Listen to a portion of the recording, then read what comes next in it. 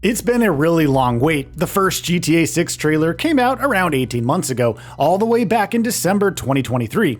But after months of speculation, Rockstar Games has finally dropped the second official trailer for Grand Theft Auto 6. And although it's not particularly long, it still shows us glimpses as to what one should expect from the open world behemoth. Packed with cinematic flair and tantalizing glimpses of the sprawling open world, GTA 6 seems like it will raise the bar once again for emergent open world experiences. From new characters and insane graphics to deeper details at the game's narrative and world structure, there's a lot to unpack. Whether you're a hardcore fan or a casual observer, here are the most important things that you need to know. And yes, they are all brand new, so let's get started.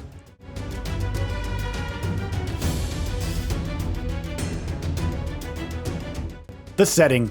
GTA 6 takes place in Leonida, Rockstar's fictional reimagining of Florida, sun-drenched, chaotic, and deeply corrupt. At the center of the story are Jason Duval and Lucia Caminos, two outlaws who've always known the system is rigged and the odds are against them. But when an easy score takes a wrong turn, they find themselves caught in the heart of a sprawling criminal conspiracy that stretches across the game's open world. From dense swamplands to bustling urban centers, Leonida is more than just a backdrop. It's a living, breathing pressure cooker where survival depends on trust, desperation, and sheer will. We will talk more about the game's various locations, but first, let's talk about what we will learn about the characters. Jason Duval. Jason Duval is a man chasing simplicity in a world that keeps dragging him deeper into chaos. Raised among grifters and small-time hustlers, Jason's early years were steeped in street survival. A brief escape came in the form of a stint with the army, but even that couldn't fully erase the scars of his past. Eventually, he resurfaced in the Keys, falling back into old habits, this time running jobs for local criminals. He obviously meets Lucia, which may or may not be the right decision, which the final game will answer. But for now, let's talk about Lucia Caminos. Lucia learned to fight before she could read, thanks to a tough upbringing and a father who believed survival was a skill you teach early. She spent years protecting her family, a path that eventually landed her in Leonida Penitentiary. Lucia isn't chasing pipe dreams. She's focused, deliberate, and done playing by anyone else's rules. Her mother always talked about building a better life since their time in Liberty City.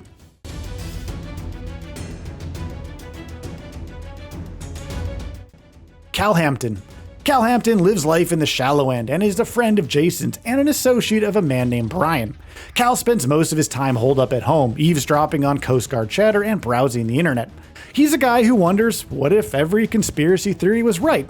Not because he believes all of it, but because it's more fun than facing the real world. He's not chasing power or money. Cal's just trying to stay off the radar, but Jason's ambitions may soon pull him out of his comfort zone. Dracon Priest. Dracon Priest has always seen the hustle as a means to an end, and that end was music. He came up dealing on the streets, not out of ambition for the lifestyle, but because it paid the bills while he chased studio time. Now that he has signed real dimes under his wing, Dracon's looking to move beyond small gigs. The streets got him this far, but Dracon's hoping talent takes him the rest of the way.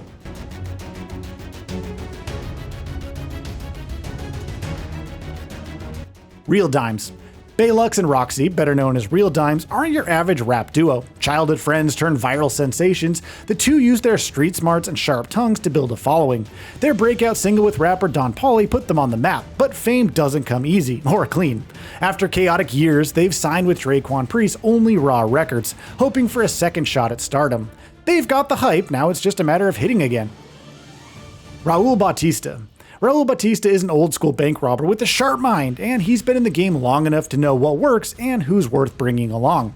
With a mix of charm, confidence, and a sense of opportunity, Raul's always scouting for the kind of talent willing to risk it all for a big payday.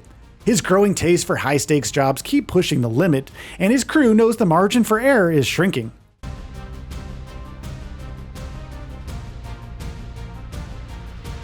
Brian Heater.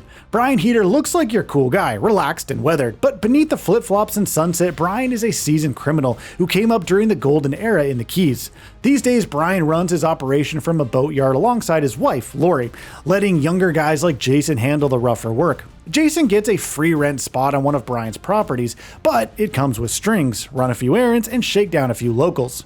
And that's about all for the characters. Now, as promised, let's jump to what we know about the world. Vice City details. Vice City may have left the 80s behind, but its reputation for an emergent open world is alive and well. It remains the criminal heart of Leonida. Every neighborhood brings its own flavor. There are hotels, community grit, and backroom deals.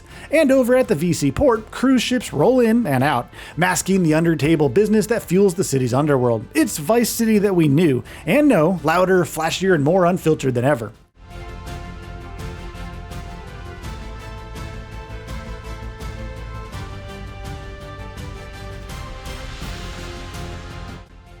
Leonida Keys.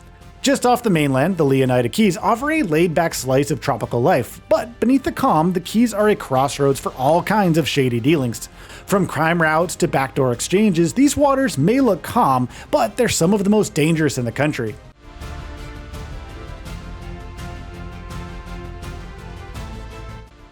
Grass rivers. Sprawling, murky, and unpredictable, the grass rivers are the wild heart of Leonida. It's a place where nature doesn't just reclaim the land, it dominates it. The gators are just the beginning. From dense locales to open grasslands, the region is crawling with secrets, threats, and things that probably shouldn't be disturbed. Locals know better than to wander too deep, but for those chasing fast cash, escape routes, or hidden stashes, the wetlands are both a hiding spot and a hazard. Port Gellhorn. Once a bustling beachside getaway, Port Gellhorn is now a faded postcard from a better time. The roller coasters are rusting, the hotels are half empty, and the neon signs flicker more than they shine. But beneath the decay, criminal economy thrives in typical GTA fashion. Ambrosia. In Ambrosia, tradition and industry go hand in hand, at least on the surface. Home to the Allied Crystal Sugar Refinery, and while the refinery keeps the lights on, it's the local biker gang that really keeps things moving. It's most likely a place where the lines between civic sense and criminal enterprise is paper thin. Mount Caliga National Park. Tucked up against Leonida's northern border, Mount Caliga National Park offers a rare kind of quiet, thick forests, winding trails, and enough open space to vanish completely. It's prime land for hunting, fishing, and off-roading, and probably secrets. It seems like most of the fun activities in Grand Theft Auto 6 will take place here. Grand Theft Auto 6 is out on the PS5 and Xbox Series X and S in May of 2026, and yes, it will probably get delayed again.